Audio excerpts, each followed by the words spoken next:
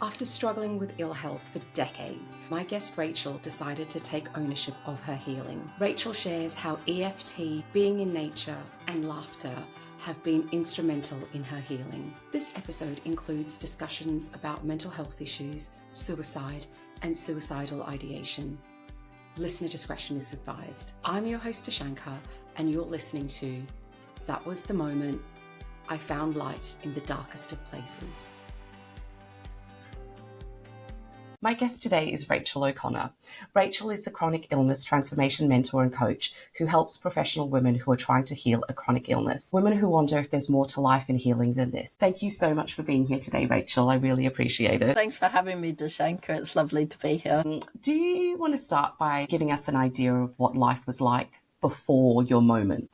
Absolutely. So I had been trying to get myself to a point of health that I felt comfortable with, probably from about the age of about 21. And at the point before my moment, I was, I think, about 45. I was working, I had a big career and everything, but I was scrambling around trying to find a solution to a long-term health problem. Before the moment, my health had continued to go down, and I ended up starting with, chronic stomach issues and hormonal issues, and then I ended up with chronic fatigue and fibromyalgia. So during that time, I'd had to give up work. I had been looking at loads of different alternative health solutions, one being getting all of my fillings drilled to get rid of any amalgam vapor after I'd had white fillings put in. And so that had all kind of come to a head when I came to this moment. My uncle had passed away and my health had continued to go further down into sort of a pit. Oh, you were trying to get to like a picture of health. And what was that for you? Well, picture of health for me was no bloating, no constipation, being able to eat what I wanted without fear of the consequences. Yeah. But also feeling calm and energetic. And over the years leading up to that moment, I'd had many different points in my health and my mental health that were kind of a bit of a siren call to me to wake up and pay attention to what was going on in my life, but also to how I felt. And I'd ignored them. So I'd had a nervous breakdown and a major health catastrophe. I ended up having a blood transfusion because my iron levels had got so low that it was life-threatening, along with other sort of complications of the gut problems. So that happened in my 30s and I hadn't really listened to it. I got through that and then I just got back on, I guess, the train of my life, going on the same track in the same direction. And I hadn't really identified that actually that point with this major nervous breakdown, I ended up in a mental health facility for many weeks being treated for anxiety and depression. I hadn't really connected the dots hadn't listened to what I guess my unconscious was trying to tell me, what my body was trying to tell me. So I guess it was a point of repeated mistakes along the way. The same message my body's trying to tell me and making it louder and louder, but I still didn't listen. Yeah. There's a saying, your body whispers before it screams. And if you don't listen to those whispers, it's just got to get louder because it's like, hey, I'm trying to tell you this. It's so easy to like brush off those little whispers. We live in a world where you have to just get on with life. And so it's very easy to distract ourselves from those illnesses, those whispers. Absolutely, I believe that. I mean, it had been whispering from my time at university. The stomach problem started then. It was a whisper It Yeah. wasn't comfortable and it made me upset, but it wasn't completely life shattering. Yeah. Then the next time it was a bit more life shattering. And then the time after it was completely like, that's it, we're done here. Were you like making excuses for all of this as well? So like, oh, I drank a bit too much. That's why my stomach is a bit funny. Or did you know Well, that there was something wrong? yeah, I knew there was something wrong, definitely. I just wasn't really looking in the right places. But Mm-hmm. the other thing is, I was really looking for someone else to fix me, and this is something that I, when I work with other women, I see exactly the same pattern. It's back and forth to specialists, back and forth to different alternative health practitioners. Fix me, fix me, fix me. I could have paid off my house with the amount of Yeah. money that I spent. And it comes down to that sort of constant offloading of the problem onto other people. And I think that was, for me, the biggest problem, just that I Didn't wasn't take taking responsibility. Yeah. Yeah. Exactly. Yeah. Exactly. And I think it's so easy for us to say the doctor's going to fix me or the specialist is going to fix me, and put that responsibility onto someone else. And so I guess now if we like get to your moments. Basically, by the time the moment came, I was housebound. I felt, well, I had no energy. In fact, leading up to it, I just had major dental surgery, because when I went for all of that work to be done to my teeth, the guy screwed my teeth up. So I ended up going back and forth to the dentist every couple of months. It cost me a fortune to get my teeth fixed. And every time I went and got more work done, I would have a major crash. So I'd gone through this crash, another crash, because I just had more surgery. And around that time, I was supposed to go and see my uncle, my favorite uncle, and I hadn't, because I was in a crash. Mm-hmm. And so at this point, I'm in a crash. I haven't left the house for weeks. I'm very depressed and I'm in a lot of pain because the fibromyalgia was intense. I used to feel like my back was on fire for months. I'd wake up on fire, I'd go to sleep on fire, I'd spend the day on fire. And I'd really lost complete hope. And then I get this phone call that tells me that my uncle's actually got a brain tumor. And I had planned to go and see him, but of course I couldn't because I'd gone into this crash, and he had so many days to live at this point. And it was days because the family had known for about 6 weeks that he was dying. And I imagine they were all in, adjustment phase, trying to get used to the fact that he wasn't going to be around.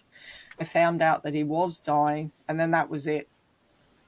I didn't leave the house. I didn't clean myself. I barely brushed my teeth. I really went to that pit of despair at that point. And that was all leading up to the moment. And it's interesting, the darkest periods can be the lightest periods as well. And it's funny because today I was talking to a client who they couldn't believe the lightness that they had achieved mentally at the darkest period.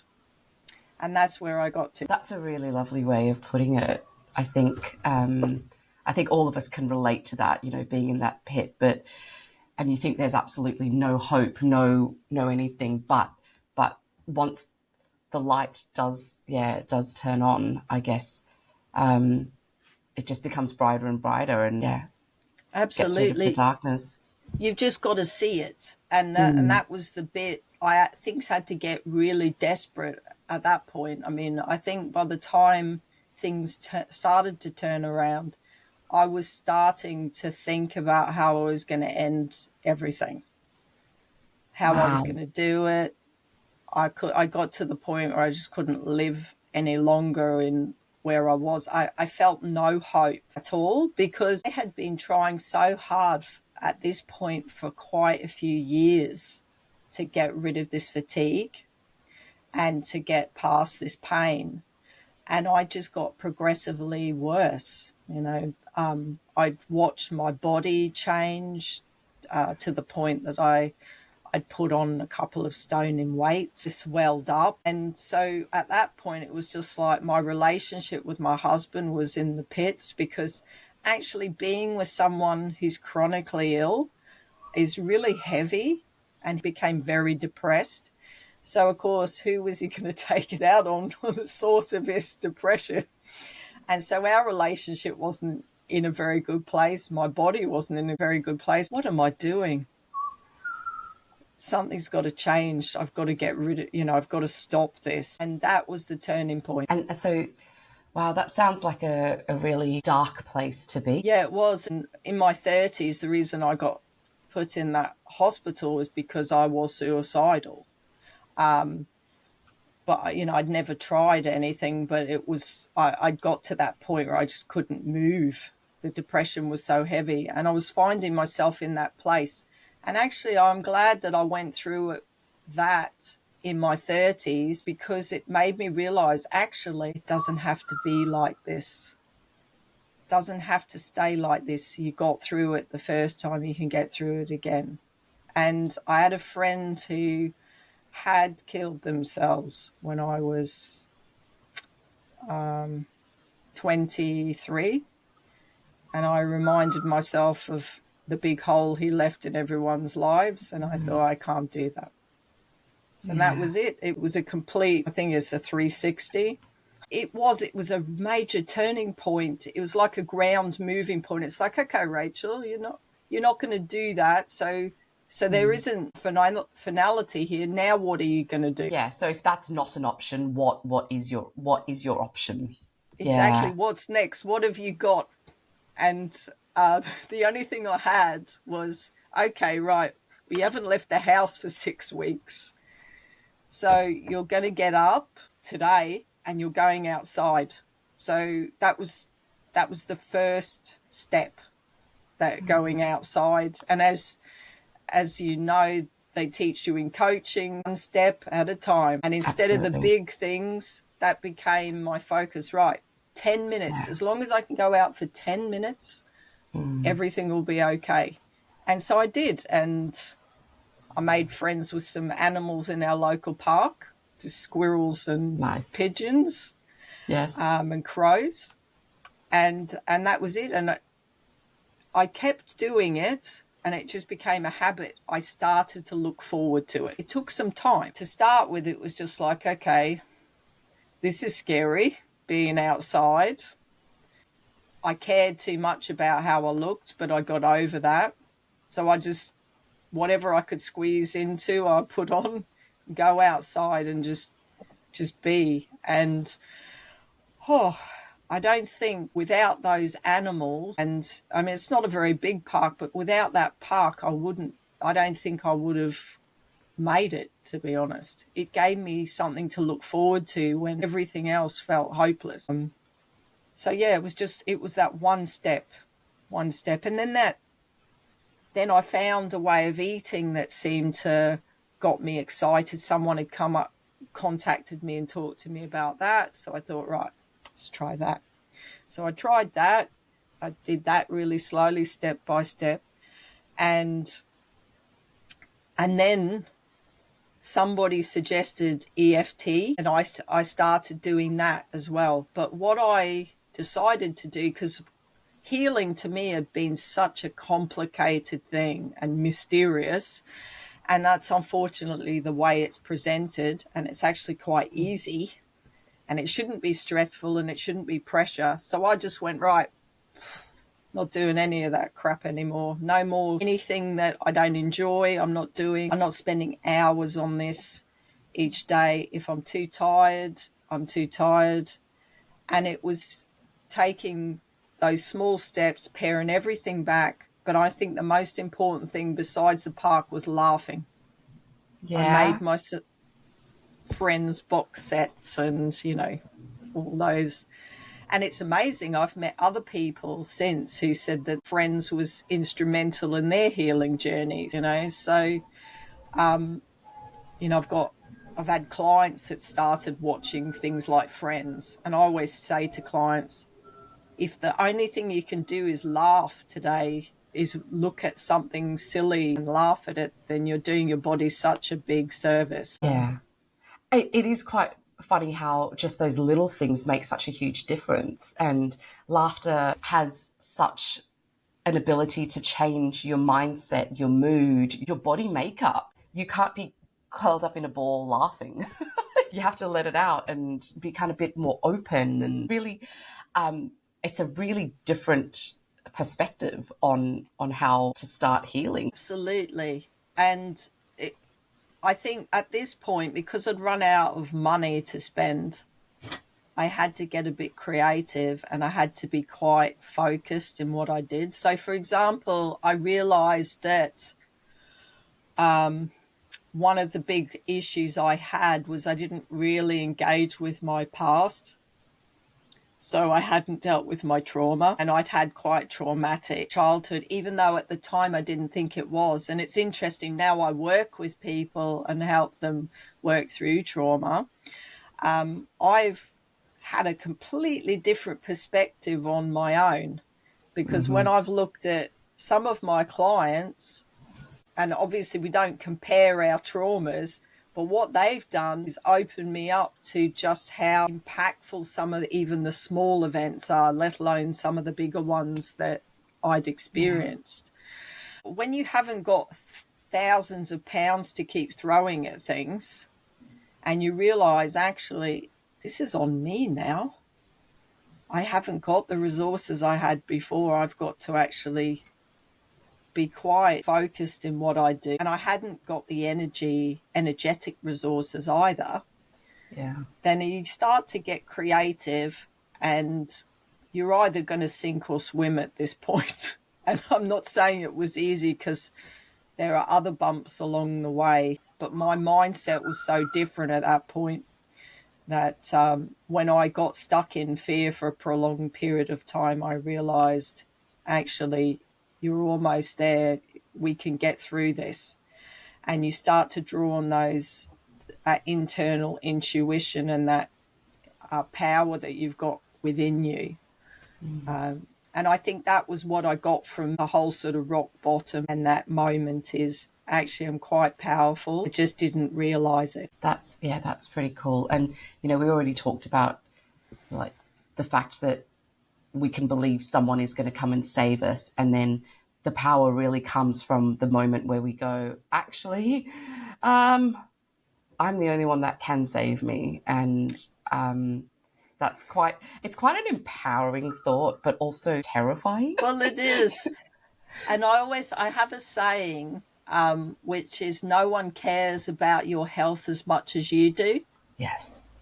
And that I reminded myself of that during the process. That was that was a big light bulb for me. It's like, okay, Rachel, who's going to care about this as much as you do? And the answer was nobody. So, I got some help. I worked with someone on trauma. I got help with other bits and pieces along the way, but I was the conductor of the orchestra.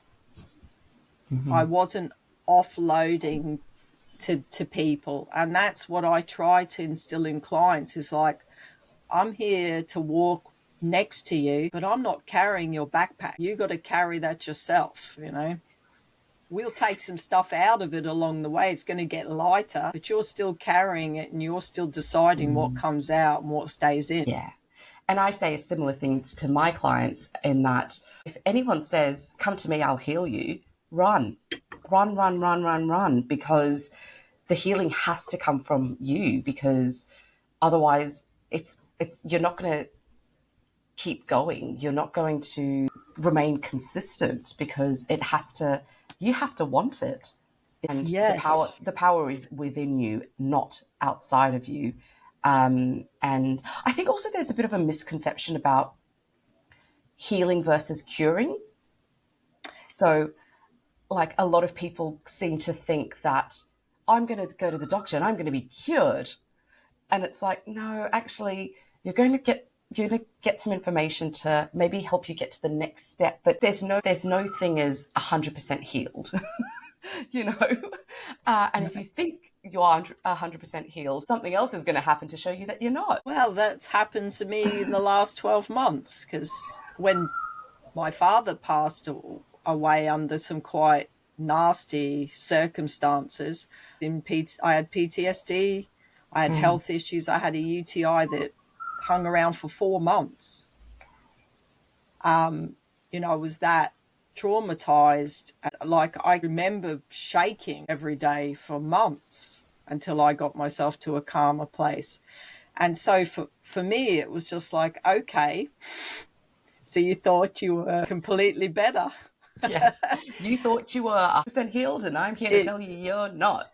Exactly. But the thing is, whilst it sounds really negative, to someone who's perhaps listening and thinking, oh, but I want to be over this fibromyalgia or this chronic fatigue or whatever it is, it's really empowering, because the sorts of thing that happened to me are the sorts of things that people get chronic fatigue and fibromyalgia from.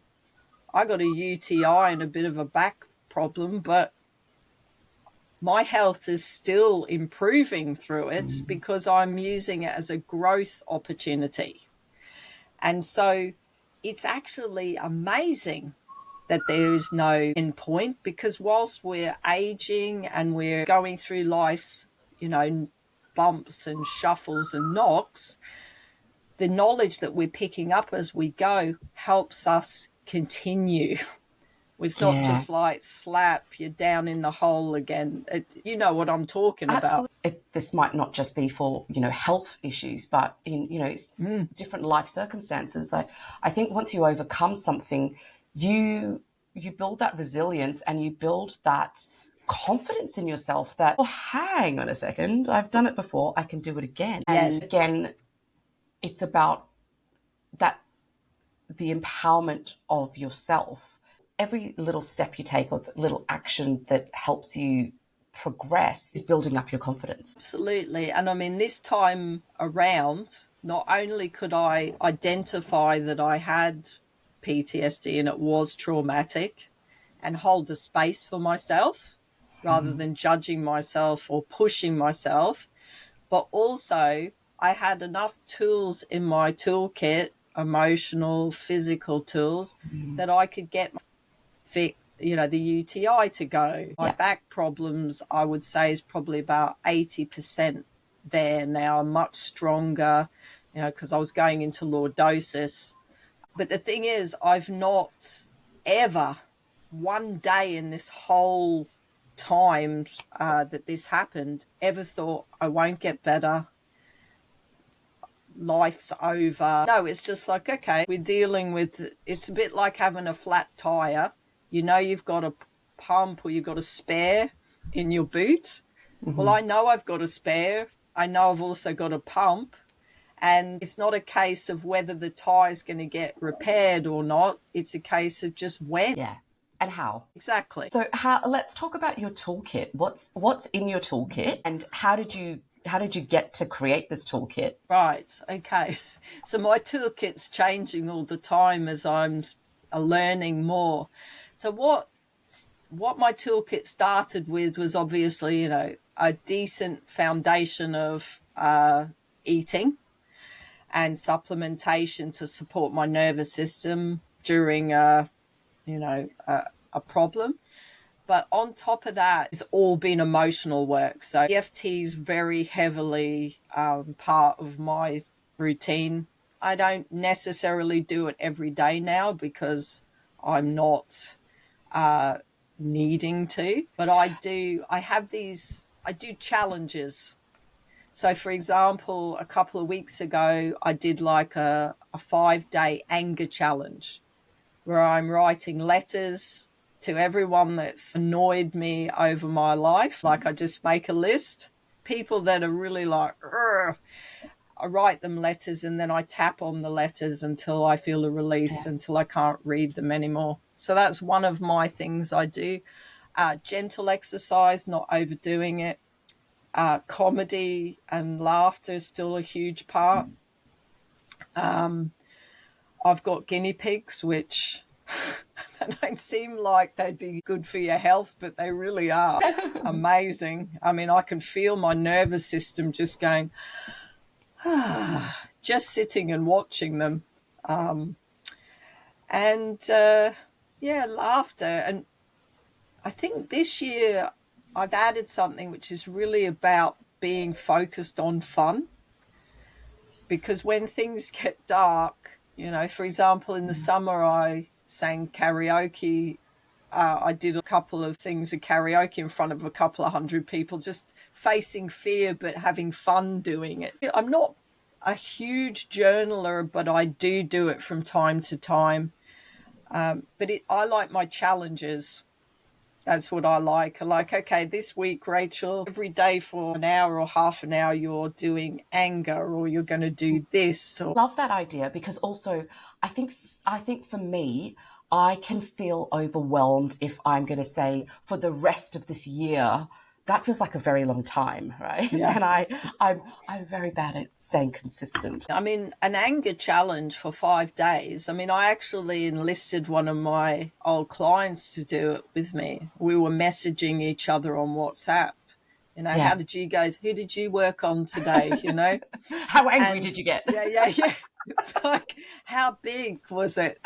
And did the air turn blue for you, you know? So, and that was kind of fun. But the difference that it made was huge. Like my sleep improved just from doing a little short 5-day thing. Yeah, I like it. I'm going to try it. Going back to like the anger, and you said that you sleep better after. It was actually only through my coaching that I learnt the amazing connection of the mind and the body. In Western science, there's always been a real disconnect, whereas all the Eastern science and practices are all focused on your mind and your body as one.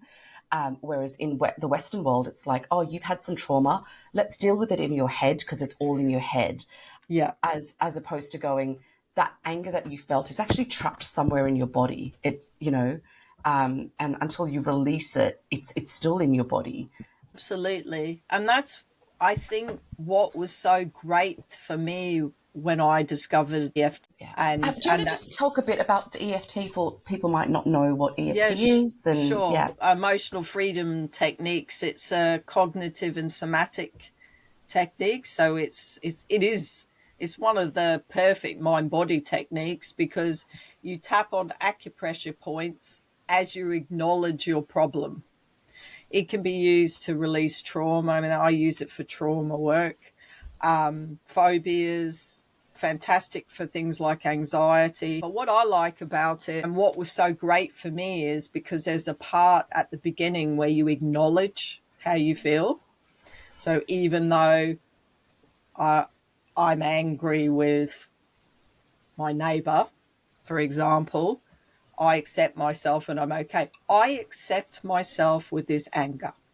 I'm okay to be angry because, well, anger. I grew up in a household where my father did not like emotion. Didn't like you sad, didn't like you angry. You had to be happy. And when he was angry, you had to be not scared, not anything. Yeah. Otherwise, it would emotionless. get worse. Yeah. Exactly. I learned from my whole experience was I am an emotional being. It's okay to be angry. It's okay to be sad. It's okay to be all of those things. Because if you're not experiencing life, but you are basically getting stuck. All those emotions do get trapped in the body and they affect the nervous system. And so that's why I do things like anger challenges, because I am prone to go, no, that's not acceptable. Yeah. And it doesn't matter how much work I've been doing work on, with people and on myself for 7 years now. There are still points where emotions are difficult for me to feel and express. And that's where EFT is great. And what I always say to clients is, this is about getting really honest with yourself. I'm not judging you. Be as angry, sad, whatever it is you need, disappointed, ashamed, whatever it is, let's just acknowledge it and let's deal with it. And it actually relaxes your nervous system. It provides the foundation for deep nervous system healing. And that's why it's such an amazing tool. But it taught me, and I see it teach clients how to say, oh, I'm angry. Oh, that's okay. I don't have to feed into the anger. I've got this tool to help me send that calming signal to the amygdala to say, nothing to see here. It's okay, but I can still express it at the same time, which I think is important, because we are told you're not a good person if you get angry. Yes. It's absolutely drilled into us that you should not be angry, you should not do this, you should not do that, don't feel those emotions. And I think also, like, separating the emotion from the person, like just like you would separate a behavior, like for example, if you were talking to a child, not saying you're a bad boy, you would say that thing that you did was not great, but and just kind of changing the way we think about it. And like with being angry, you're not an angry person. You had an anger experience, episode experience, which is normal. We have such a range of emotions, but why are we allowed to always be happy but never actually be anything else? And that is so, I love that point, because actually when we're able to acknowledge that we don't feel great, and we're okay to sit in that but not stew in it. Not become it. Exactly. Yeah. When we kind of say, okay, well, I'm feeling a bit sad at the moment, and that's okay. I'm okay to be sad, because this is sad. But when we get into that internal fight, I shouldn't be sad, but I am sad, but I shouldn't be sad. That's when it sticks around. Yeah. When we actually say it's okay to be sad, and I'm just going to sit with this until it passes, and it passes. I don't use EFT a lot, but I think one of the things I really liked when I was learning about it is the fact that you have full control over it. So once you learn what to do, you can do it. You don't have to go and see someone else. You could be sitting on the bus and tap, and you can do it anywhere. Yes. It's got, okay, so there's sort of two parts to EFT, really. There's three parts, actually. There's parts that are good to work with someone, traumas, and sometimes when people get stuck. A lot of my clients, it's just like, I can't see the wood for the trees. Right. Then it's great. We can start to see that wood. But actually for self-help, it's amazing for regulation, because you don't need to concentrate. If you can't even breathe, because some people can't, they're either too anxious, they can't get the depth of breath they're always up here. But sometimes it's difficult. And actually, you can just tap and be calming your body. I like it because on the other side, you can go, well, I'm angry. God, they've made me so angry. And you can work through an emotion. You can process an emotion on your own. So it's, as you say, it's really flexible, and it's something you can get started with today and then work out where you need additional help with. Yeah. Which a lot of tools don't have that. I'm learning about other processes which they're great, but I have to go and see someone else to process an emotion. Yeah. And that's not my ethos. It's like, here's the tools here. I'm going to show you how to use them. I tapped every day. I did emotional work every day when I was trying to recover from chronic fatigue. Wow. It wasn't something I could just dip into once a week like I do now, or set a challenge. My challenge was, you are going to tap for an hour every day. And so what's life like for you now? You've done so much healing work on yourself, but it sounds like the healing journey, well, as we said, it never ends. Yeah.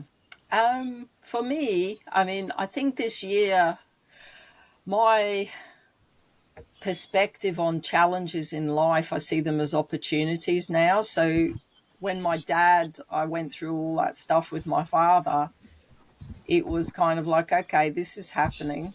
How can I help myself to keep moving forward? How can I not? What's the opportunity in this? And it's weird because even in those darkest moments, there are opportunities for growth, for building resilience, as you say, for learning new lessons. And so my life now is really committed. And I honestly, I would never have told you this 10 years ago. I would have just laughed because this was all woo stuff. But my focus is now really just finding fun. There's two parts of my life: fun and opportunities for growth, and that's it.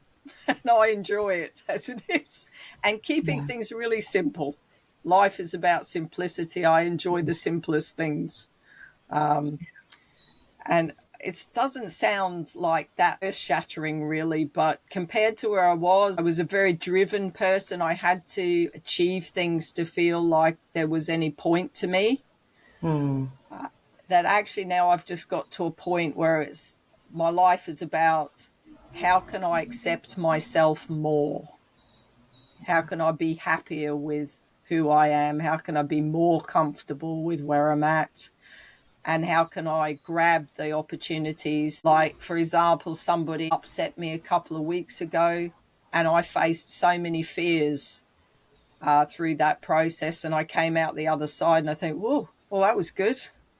So it's kind of about growth now and enjoying life more than I got an opportunity to. Yeah, and it sounds to me that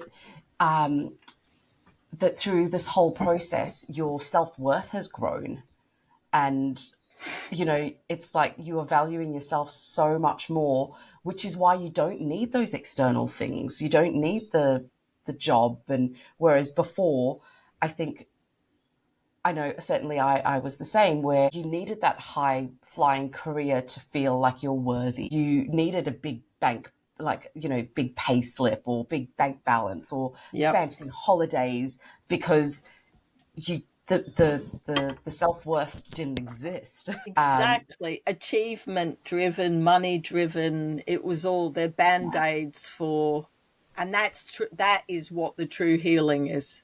When you get to a point, as I say to my clients, when our work is not about symptoms, it's not about any of that stuff. It's not even about trauma. This is about connecting you with yourself, because when you're connected with yourself, you trust yourself, you know you can get through anything, and life becomes a lot easier. Plus, you get these knocks like I've had this year, and it really has tested me sometimes, but I'm not back to where I was. And I never will be, because that's what the work is. And so there is so much power in it. And when people, you can see the light bulb moment when they think, this is not about symptoms going away anymore.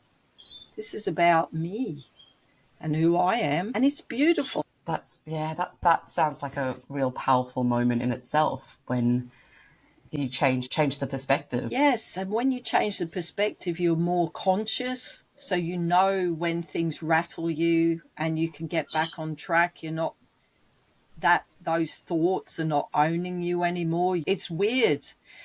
One of the things I always struggled with was a sense of control. I needed to control everything. And a lot of the people I work with are the same. Everything's I'm one of those too. Yeah. And the thing is, and the thing is, you just get to a point, it's like, I can't control everything, but I can, if that makes sense. You've got more control because you realize you can't control anything. Control it. Yeah. All you can control is yourself, your thoughts, and then that changes everything as well. And what kind of advice would you give, if someone's listening and maybe they've got some chronic illness, or feeling the way you've been feeling? What kind of advice, like where would you tell them to start? Right. Okay. Oh, that's a good question. Well, I think the starting point is you have to be willing to do things differently. That is the starting point. So that for me, that moment was, okay, we've been banging our head down up against this brick wall for decades. You can't do this like this anymore. If you want a different outcome, you've got to do something different. I would say that's the first step. Second step, get off Google, because it confuses you more. Yeah. It confuses you more, but it makes you more anxious. And start pruning out things that drain your energy or make you feel less than, because this isn't about feeling less than. It's not about scarcity. It's about knowing and understanding the abundance of wisdom that's within you. They would be my first few steps.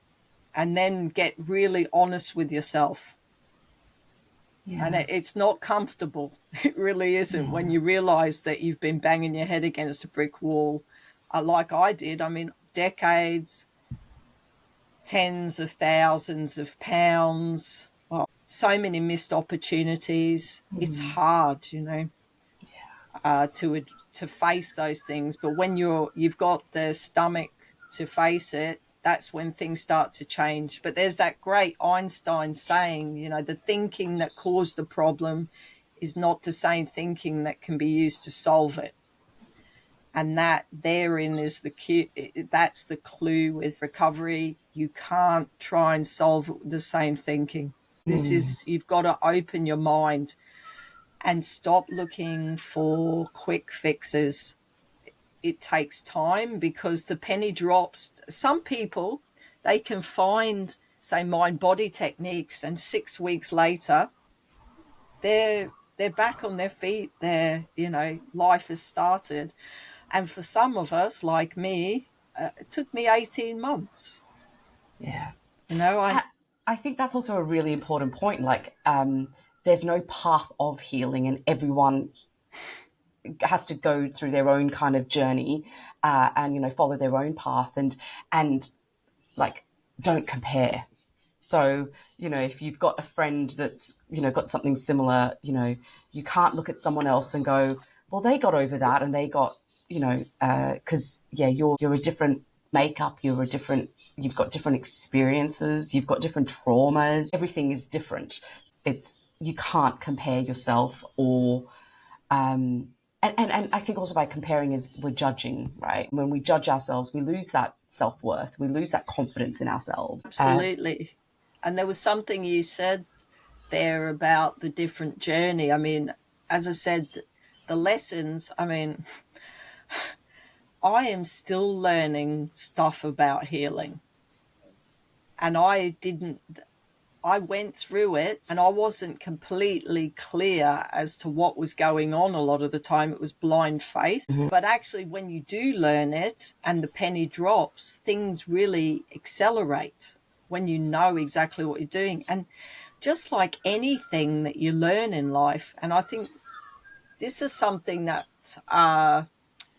was really important for me to realize, because we do beat ourselves up if we don't get things down pat straight away.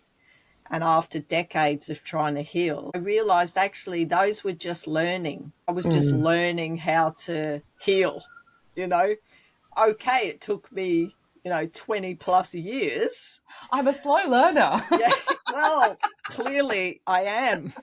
And that's okay, fine. Yeah. It was my journey. But some people, you can see the light bulb just switches on and they get it. But I think another thing that I'd say to people is, if you're dealing with a health problem, the more you focus on it, the more of it you're going to get, because your unconscious, it knows. It is basically a meditation on the thing you don't want. So one of the things that really helped me when I started to go to that park was I wasn't thinking about the illness. I was starting to live life. So I always say to people, you've got to live before you get well. And what I'm seeing with a particular client of mine at the moment who was waiting to get well is actually now they're going out and doing things and they're starting to open their life up, their health is getting so much better. Yeah. That's a really, really important takeaway. Yeah. Yeah. Like there is no kind of end destination and then everything's better. That's really powerful stuff. And I think what I really love is the fact that because you've been through those challenges yourself and because it took you so long, Sucked at it. you said it, not me. But because it took you so long, because of all of the hardships that you've been through, I think that is a great way for you to be able to help other people accelerate their, like you're the what not to do, if you like. And I think just because you've got all those experiences, I think that's, I'm sure that's what's making you, a better coach and mentor. It's a passion of mine to work with people, especially women who are shuffling their way to work every day, shuffling home, because I did that for decades, and I know your life doesn't feel like a life, and it's just so great to see people get their joy back in their life, start to feel on top of their calm, and then also seeing symptoms starting to dissipate. It's just this is just the best thing in the world for me. I mean, I would say you're the only person that cares about your health so much, but I get so invested because I've been there, And it's nice to see that the experiences and the hardships that you went through are helping other people. Yes, and that's what it's about. And that was when I decided to do this work, is because it's just like none of this is going to be in vain.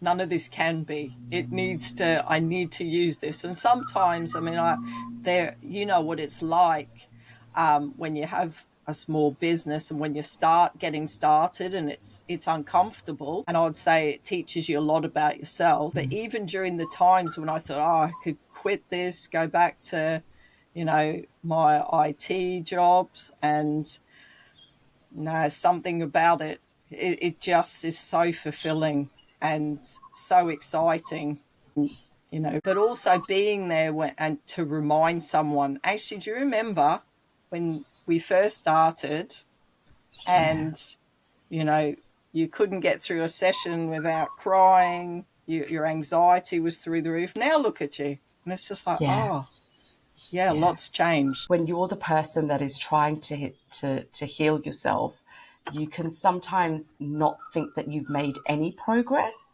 and it's only like, other people can see the changes, but you yourself, you still feel like, oh no, I'm still there, or, and I think this is why working with a coach or a therapist or something could be so amazing, because you have that person to hold a mirror up to you and say, actually, look at what you've done. And notice the small changes, because it's those small changes that are going to make the big changes happen. Absolutely. I think as humans, I think it's an innate part of us to be a bit scarcity, have a bit of us more looking to what we want rather than what we have.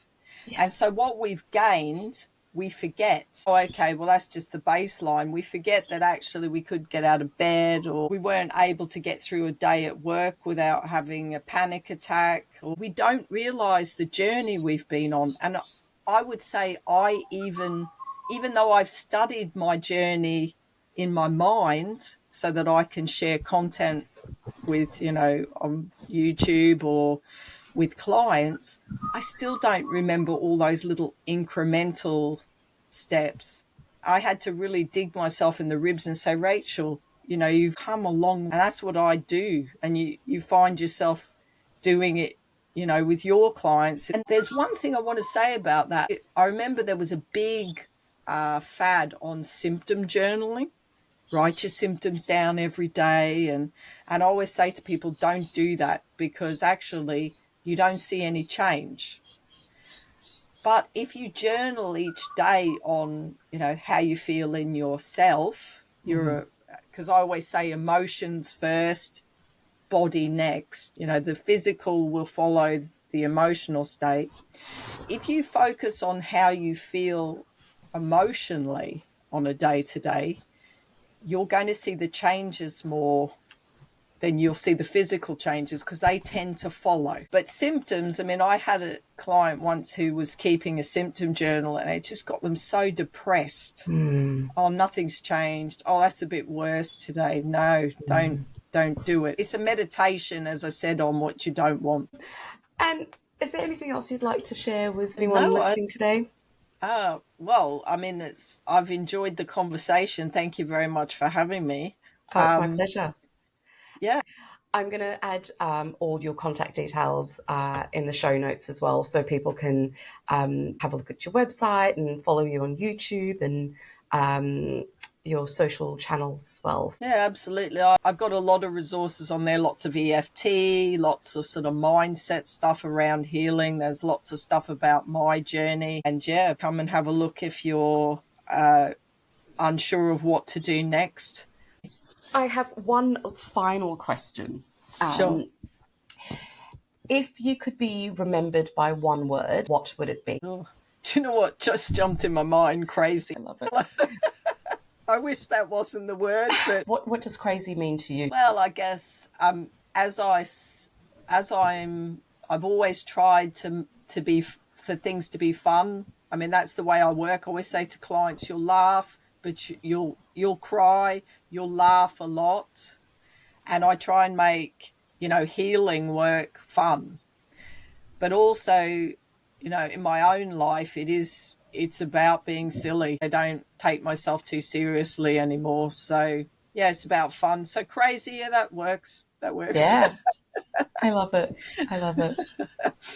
I'm sure someone like Nelson Mandela had a better word than me, but mine will do. I actually really enjoy listening to people's words, because I'm noticing a pattern of the word that people choose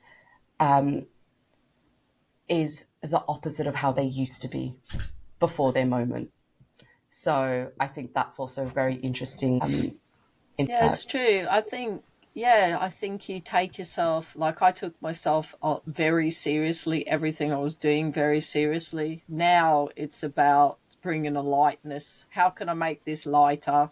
How can I make it fun? So yeah, crazy's all right for me. I love it. Well, thank you so much for joining me today, Rachel. I've loved our conversation, and I hope everyone listening enjoys it too. Thank you. Thanks so much for listening. I hope today's conversation inspires and empowers you to know that no matter your current situation, your life can change too. All it takes is a moment. And if you enjoyed this episode, don't forget to subscribe, rate, and share it with a friend. If you would like to share your own moment, see the link in the show notes. Until next time, be present in each moment, because you never know when your moment will arrive, or when you have the gift of being a moment for someone else. Take care.